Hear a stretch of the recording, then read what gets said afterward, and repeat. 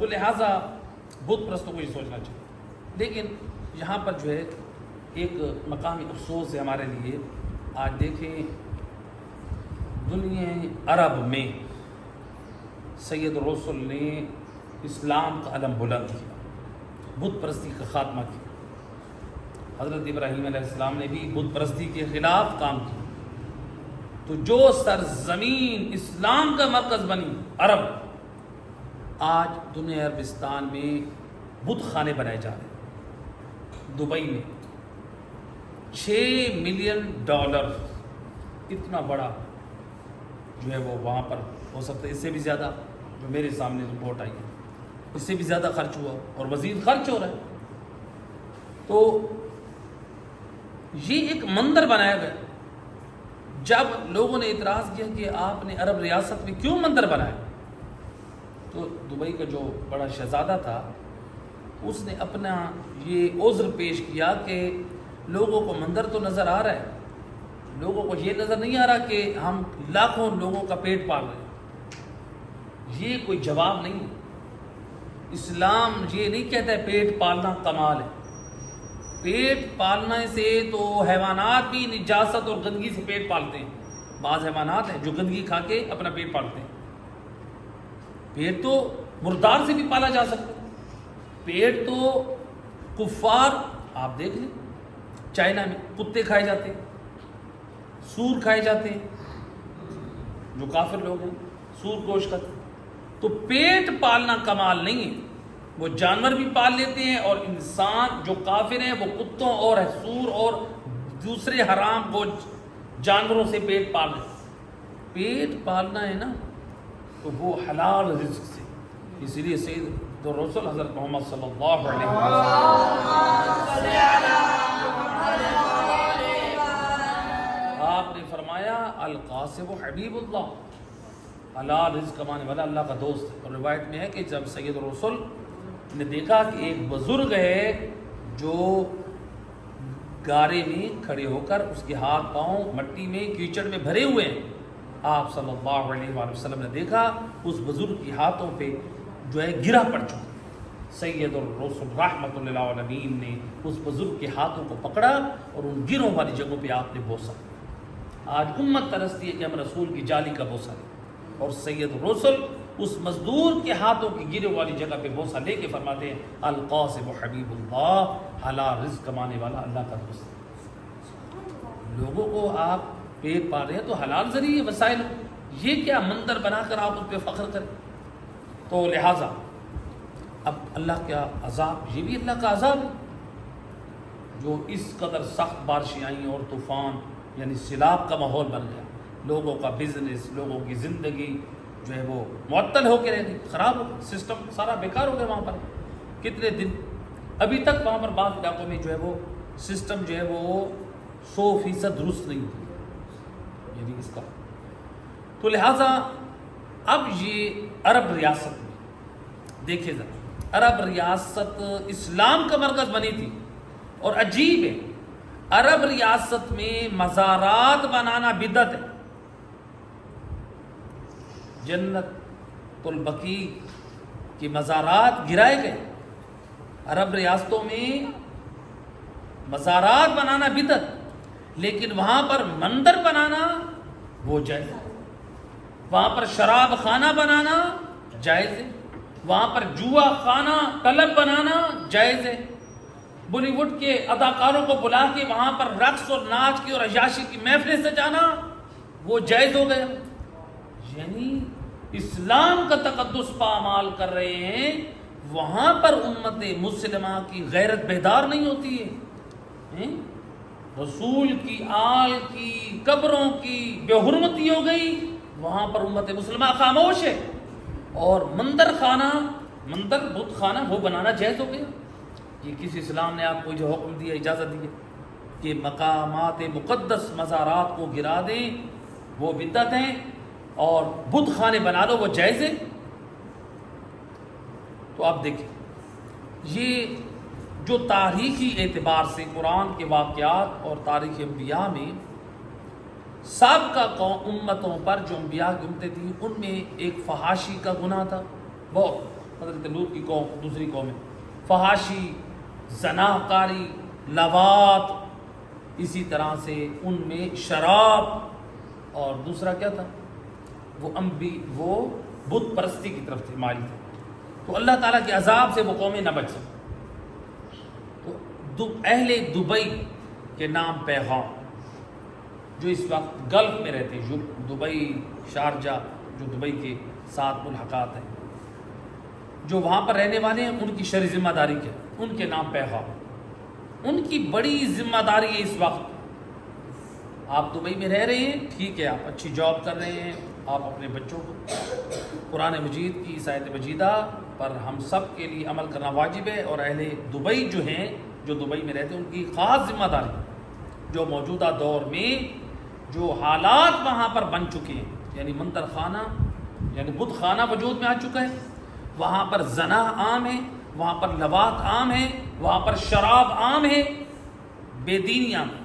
یقیناً وہاں پر ماشاءاللہ الحمدللہ دین کا کام کرنے والے بھی ہیں، ایسے امام بارگاہ بھی موجود ہیں، ایسے گھر بھی موجود ہیں جو دیندار طبقہ وہاں پر تعلیمات آل محمد کی روشنی پہنچا رہے ہیں۔ یقیناً یہی وہ مومن ہیں جو یقیناً جو امام زمان علیہ السلام کی دعائیں ان کو شامل حال ہے، جو اس پرفتن دور میں آل محمد کی تعلیمات کو عام کر کے ان کی مشن کو جاری رکھے ہوئے۔ تو لہٰذا اہل دبئی اور ہم سب کی ذمہ داری کیا، قرآن مجید کیا فرماتا ہے، یا ایھا الذین آمنوا قوا انفسکم واہلیکم نارا، اے ایمان والو خود کو اور اپنی اولادوں کو جہنم کی آگ سے بچاؤ۔ تو لہٰذا دبئی میں ہم رہ رہے ہیں، جو لوگ دبئی میں رہتے ہیں، اپنے بچوں کی تعلیم اور اپنی جاب اور اپنا سب کچھ دیکھ رہے ہیں، ایک اپنی شرعی ذمہ داری ان کی اب اور بڑھ گئی ہے۔ وہاں پر جو یہ فتنے، یہ بت پرستی کا مندر بن گیا، وہاں پر یہ شراب کے کلب بن گئے، وہاں پر جوئے کے کلب عام ہیں، زنا خانے عام ہیں، فحاشی عام ہیں۔ اپنی اولادوں پہ نظر رکھیں، اور بھول کے بھی اس مندر یا بت خانے کی سیر و تفریح کے لیے بھی نہ جائیں، وہاں پر پکچرز بھی نہ بنوائیں اور وہ اس کو فیس بک پہ شیئر کریں، کیونکہ آیت اللہ سستانی اور ہمارے فقہا فرماتے ہیں ہر وہ چیز جس کی تشہیر کرنے سے اسلام کی حد تک لازم آئے، اس چیز سے تشہیر کرنا، اس کی ترویج کرنا حرام ہے۔ اب وہ شرٹ کی صورت میں ہو، آپ نے شرٹ کے اوپر کوئی ایسی پکچر بنائی ہوئی ہے، شراب کی بوتل ہے مثلا، اس کے اوپر تاش ہے، اس کے اوپر شطرنج ہے، اس کے اوپر جو ہے وہ گٹار کی پکچر ہے، اس کے اوپر اور حرام چیزیں ہیں، اس کو آپ شرٹ پہن کے ترویج کریں گے حرام کی، آپ کے لیے حرام۔ اسی طرح سے آپ نے ایسی پکچرز بنوائی، مثلا جوئے کلب میں جا کے، آپ نے شراب خانے میں، آپ نے مندر کے باہر بتوں کے سامنے مورتیوں کے پاس کھڑے ہو کر، اگر آپ کی ان پکچر سے دین کی ترویج لازم آتی ہے تو پھر آپ کے لیے یہ حرام ہے، یا مومن کی حد تک لازم آتی ہے۔ ہو سکتا ہے کہ آپ کے اس عمل سے بت پرستی کی ترویج لازم نہ ہے، لیکن مومن کی حد تک لازم ہے۔ لوگ کہیں دیکھو وہ بت خانے میں جا کے انہوں نے پکچرز بنوائی۔ ایک مرتبہ یہ کہ آپ بت خانے میں اکیلے گئے، تنہا گئے، یا کسی کی ایسی ضرورت پڑ گئی، آپ گئے، آپ چاہتے وہاں کی انفارمیشن لے آئیں مثلا، اس کے بعد آپ لوگوں کو کوئی رہنمائی کرنا چاہتے ہیں، آپ کا مقصد کچھ اور ہے، جس طرح علماء کرتے ہیں، مثلا کتب ضالہ ہیں، یعنی گمراہ کرنے والی کتابیں، ان کو پڑھنا حرام ہے۔ علماء کیا کرتے ہیں، کتب ضالہ رکھتے ہیں، پڑھتے ہیں، ان کا جواب دیا جائے، مذہب کا بھی دفاع کیا جائے، جو خرافات ہوتی ہیں مذہب کے اندر، دوسرے لوگ باہر سے والے یا مذہب کے اندر والے لوگ جو گمراہیاں پھیلاتے ہیں، ان کا علماء کیا کرتے ہیں، ان کتابوں کو پڑھ کے ان کا جواب دیں۔ ہاں کوئی اس طرح سے اگر سچویشن ہو تو پھر آپ مندر میں جا رہے ہیں تو آپ کے لیے شرعی طور پر جائز ہو سکتا ہے، لیکن کوشش کریں اپنی بچوں کو، اپنی فیملیز کو اس بت خانے میں نہ لے کر چلے جائیں، وہاں پر ویڈیو اور پکچر شیئر کریں جس طرح بعض لوگ کر رہے ہیں، یا کلبوں میں جا کے وہاں پر پکچر شیئر کریں، تو یہ شرعی ذمہ داری ہے دبئی میں رہنے والوں کی، شرعی ذمہ داری۔ ایک صلوات پڑھ دیجیے محمد۔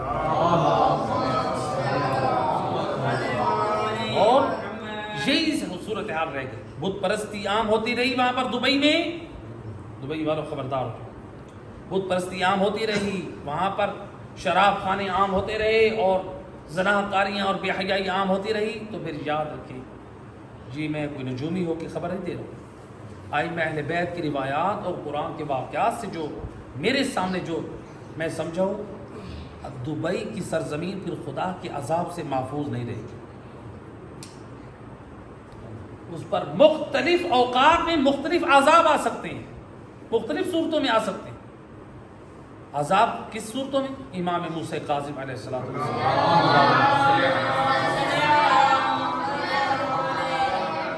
امام فرماتے ہیں جب انسان نئے نئے گناہ کے راستے تلاش کرتا ہے تو پھر اللہ تعالیٰ اس کے لیے نئے نئے مصیبتیں اور نئی نئی تکالیف عذاب کی شکل میں اس کے درمیان بھیج دیتے ہیں. ہم نئے نئے طریقے ڈھونڈتے ہیں گناہ کے، پھر نئی نئی مصیبتیں ہماری زندگی میں آ جاتی ہیں. کون سی بیماریاں آ گئیں، ایسی نئی نئی بیماریاں آتی جا رہی. وہ کیا وجہ؟ نئے نئے گناہ کے ہم نے راستے تلاش کیے، پھر ہماری زندگی میں بھی مصیبتیں بھی مختلف راستوں سے آنا شروع ہو. اور ایک اور روایت ہے امام جعفر صادق علیہ السلام.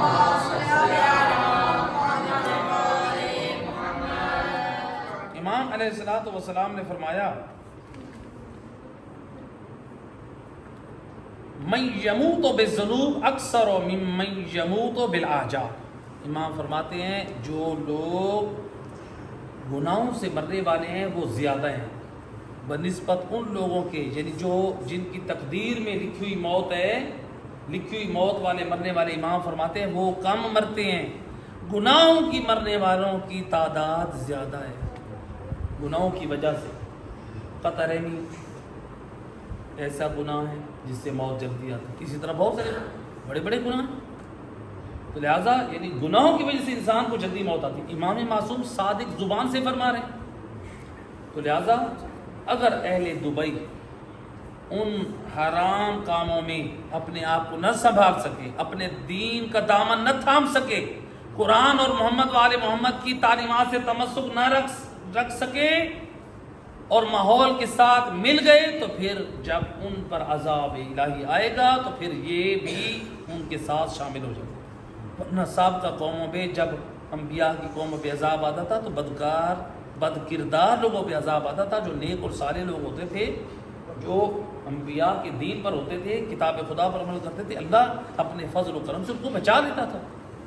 لہٰذا اہل ایمان کو چاہیے، اہل دبئی کی اور ہر جگہ کے مومنین کی ذمہ داری ہے کہ وہ قرآن اور محمد وآل محمد کی تعلیمات کی کو عام کریں، اپنی بھی ایمان کی سلامتی کی فکر کریں اور دوسروں کی بھی. صلوات پڑھ دیجیے محمد.